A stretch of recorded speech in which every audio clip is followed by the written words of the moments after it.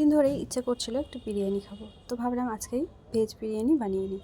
তো এখানে পেঁয়াজটাকে বেরেস্তা ভেজে নিলাম, আর তারপরে এখানে সয়াবিনটাকেও হালকা সেদ্ধ করে নিলাম, আর তারপরে এখানে সব কিছু মশলা দিয়ে, গোটা মশলা দিয়ে, তারপরে এখানে আদা, জিরে গুঁড়ো, লঙ্কা গুঁড়ো, ধনে গুঁড়ো সব কিছু দিয়ে মশলাটাকে কষিয়ে নিয়ে এর মধ্যে সয়াবিনগুলোও দিয়ে দিলাম।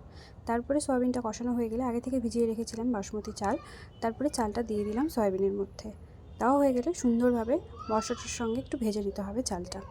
তারপরে ভাজা হয়ে গেলে পরিমাণ মতো কাপ দিয়ে জল দিয়ে দিলাম আমি, আর তারপরে এখন জল দেওয়া হয়ে গেলে সেদ্ধ হতে দেবো চালটাকে। তো চালটা এই যে দেখো সুন্দরভাবে মিক্স হয়ে গেছে, আর জলটাও দিয়ে দিয়েছি পরিমাণ মতো। আর তারপরে এখানে ঢাকা দিয়ে চালটাকে সেদ্ধ হতে দেবো।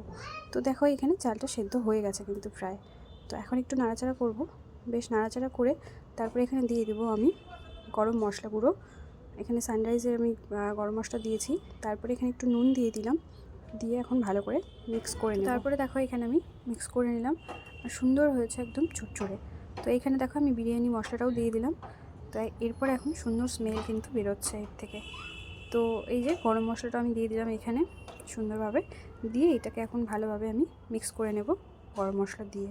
তো তারপরে আমি ভেজে রেখেছিলাম যে বেরেস্তাটা, তো সেইটাও আমি দিয়ে দিলাম পেঁয়াজটাকে। আর তারপরে এই যে দেখো এখন সুন্দর করে একটু উপর দিক দিয়ে ঘি ছড়িয়ে দেব, দিয়ে সুন্দরভাবে এখন আবার মিশিয়ে নেব। দেওয়ার পর আবার একটু ভাপে বসিয়ে দেবো ঢাকনা দিয়ে, আর তারপরে আমার রেডি হয়ে যাবে গরম গরম ভেজ বিরিয়ানি। তো রেসিপিটা কেমন লাগলো অবশ্যই জানিও, আর তোমরা যদি এখনও ট্রাই না করে থাকো তো ট্রাই করো। চলো দেখা হচ্ছে পরের ভিডিওতে, বাই।